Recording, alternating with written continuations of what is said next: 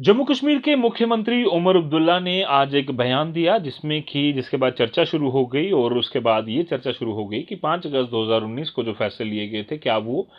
पूरी तरह से नाफिज नहीं हुए थे, पूरी तरह से अप्लाई नहीं हुए थे या पूरी तरह से वो जो बात कही गई थी वो सच थी या नहीं। दरअसल ऐसा नहीं है। उमर अब्दुल्ला ने आज दरअसल असेंबली में जब अपनी बात रख रहे थे, सबका जो उपराज्यपाल मनोज सिन्हा का अभिभाषण था, उस पर जब अपनी बात रख रहे थे तो उस दौरान उन्होंने कहा कि अनुच्छेद 370 पर सब पूछ रहे हैं कि क्यों रेजोल्यूशन नहीं लाया, क्यों वो बात नहीं कर रहे, क्यों भारतीय जनता पार्टी हो या फिर जितने भी पीडीपी या बाकी पार्टियां, उन्होंने कहा कि एनसी सरकार जो है अपने वादे से मुकर रही है। दरअसल उमर अब्दुल्ला ने ऐसा क्यों कहा, इस पर सब सवाल पूछ रहे हैं। 5 अगस्त 2019 को जो फैसले लिए गए थे उसके बाद सबको लगा कि अनुच्छेद 370 35 से स्पेशल स्टेटस, उसके अलावा जम्मू कश्मीर स्टेट नहीं रहा, ये सारी चीज़ें जो हैं वो हट चुकी हैं। खासतौर पर 370 आर्टिकल और 35 ए पर खासतौर पर फोकस किया गया कि ये पूरी तरह से हट चुका है। पर उमर अब्दुल्ला ने जब आज ये कहा कि 370 तो आपने हटाया ही नहीं है, इसलिए हमने इसकी बात यहाँ पर नहीं की। 370 का जिक्र हम इसलिए करना जरूरी नहीं समझते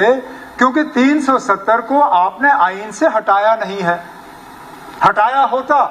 तो मैं कहता इसको आईन में वापस शामिल करना जरूरी है, लेकिन आईन में अभी भी पड़ा हुआ है, आपने खोखला कर दिया। उमर अब्दुल्ला ऐसा क्यों कह रहे थे, इस पर मैं आपके साथ बात करने वाला हूं। दरअसल 5 अगस्त 2019 को जो देश के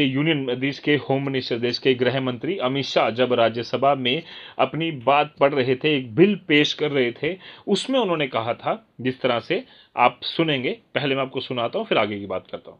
करते हैं कि यह दिनांक जिस दिन भारत के राष्ट्रपति द्वारा इस घोषणा पर हस्ताक्षर किए जाएंगे और इसे सरकारी गैजेट में प्रकाशित किया जाएगा, उस दिन से अनुच्छेद 370 के सभी खंड लागू नहीं होंगे, सिवाय खंड 1 के नामक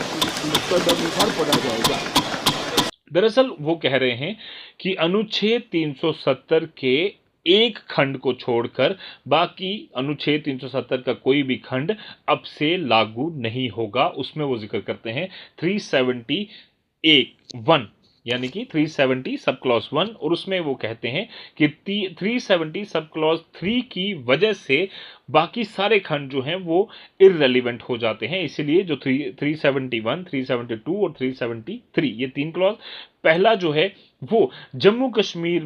कश्मीर को भारत का अभिन्न अंग बनाने के लिए उसका इस्तेमाल किया जाता है। दूसरा 370 का जो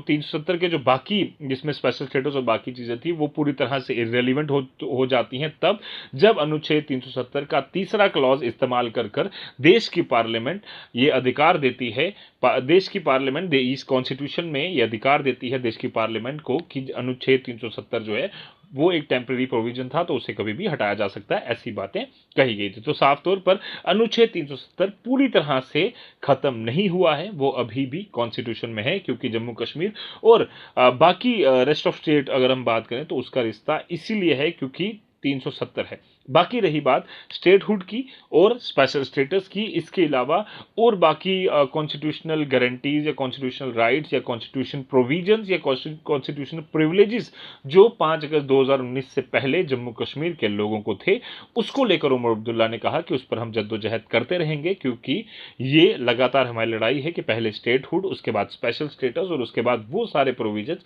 जो जम्मू कश्मीर के लोगों के पास थे वो हम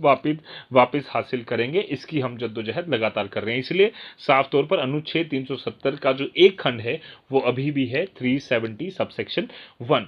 इसके अलावा आर्टिकल 35A, क्योंकि वो अपने आप में एक टेम्परेरी प्रोविजन था और अगर 370 के बाकी खंड यहाँ से हट जाते हैं 371 के अलावा, 370 सब क्लॉज 1 के अलावा, तो 335A जो आर्टिकल है वो पूरी तरह से इररेलेवेंट हो जाता है। इसीलिए उमर अब्दुल्ला ने कहा कि अनुच्छेद 370 आपने हटाया ही नहीं है, इसलिए हम उस पर कोई भी रेजोल्यूशन पास नहीं कर रहे, कोई भी बातचीत इस बार हम बजट में भी, बजट सेशन के दौरान भी नहीं कर रहे।